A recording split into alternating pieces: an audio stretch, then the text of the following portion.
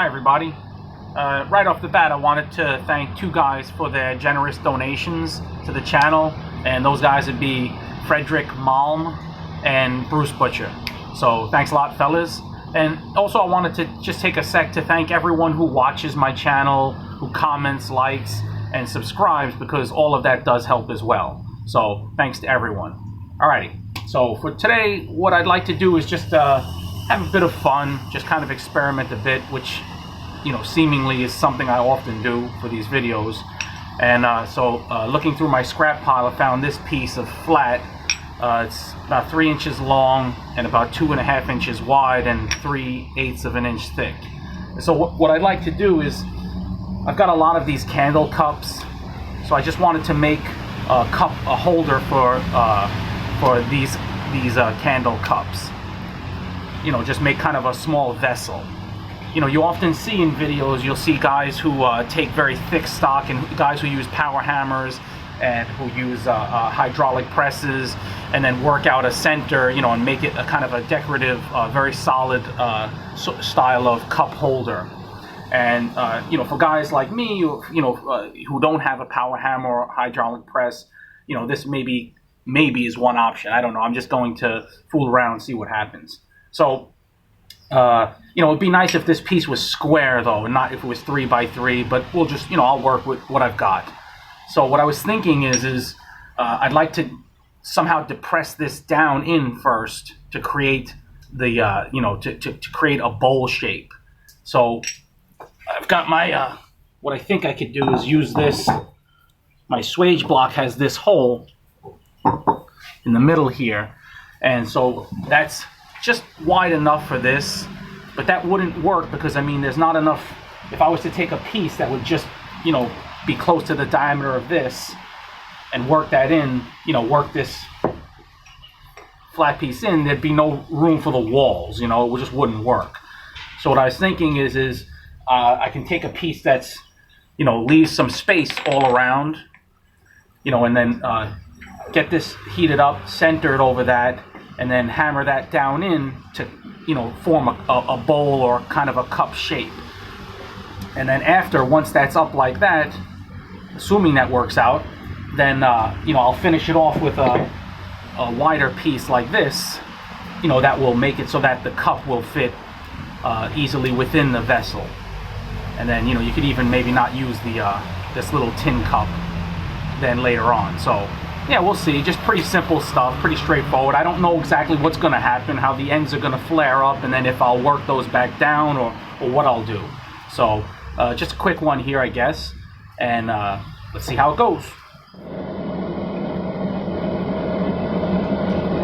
Sometimes it's hard to manipulate a flat piece out of your forge quickly enough, so I'm putting this little piece of refractory inside the forge to act like a shelf. And this way the piece I'm working can hang off the edge. Notice how that turned black right away, though. I spoke to the refractory company boss, and he said that there's some sort of carbonaceous material within that refractory, and then it burns off right away. So now you can see after just 1 or 2 minutes, it's gone back to being bright white.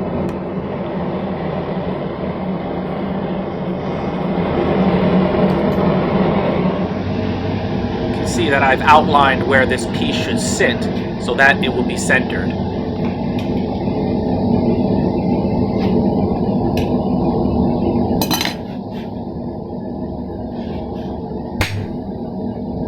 As with a lot of projects, you just want to take the first few blows, the first heat slowly, and just make sure you've got everything aligned.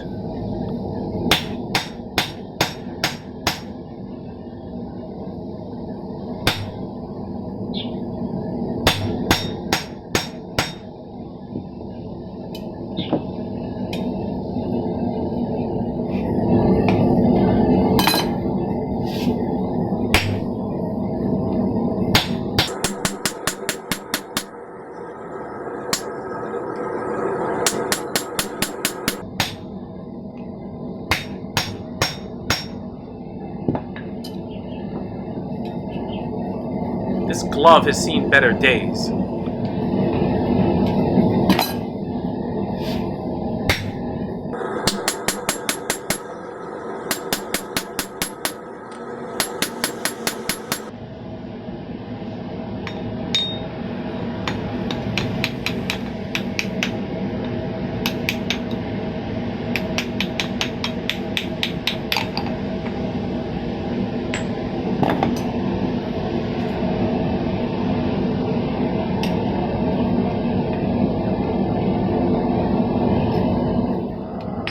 is the only piece I have on hand that matches the Tealight candle diameter.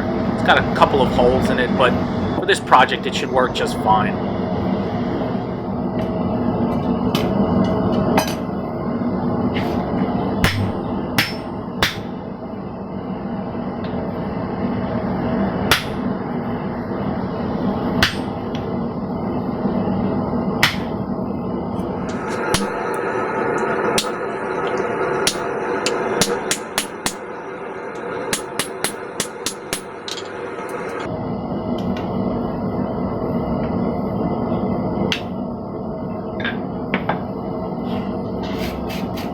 At this point, I could probably call this done, but I feel like it needs just something else. Kind of thinking and try something else on this maybe.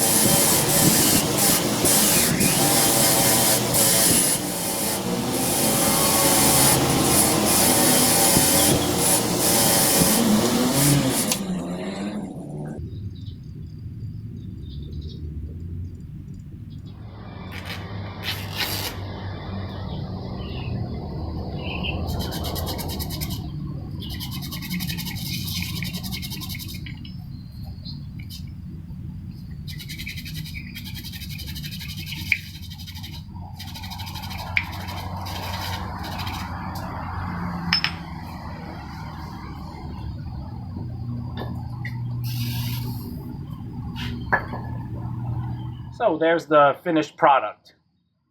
Coming close, I don't know if you can see my my logo mark inside here. I think that if I had a larger hole to force this into, then this would have been much quicker and a little bit cleaner.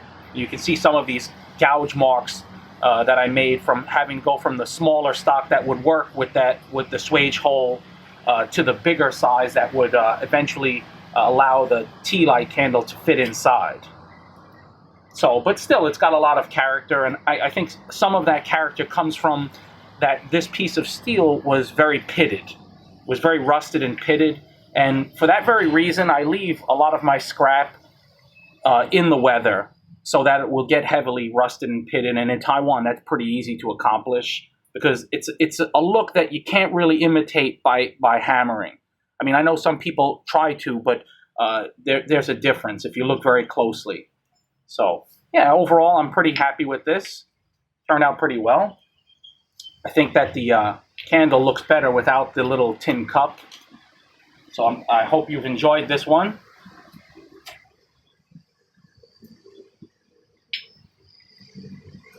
I'll catch you guys next time.